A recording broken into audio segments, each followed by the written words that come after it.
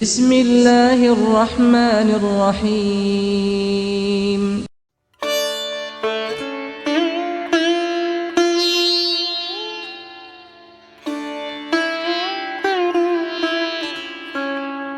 The Creator and Master of all is one. Everything is created by Allah.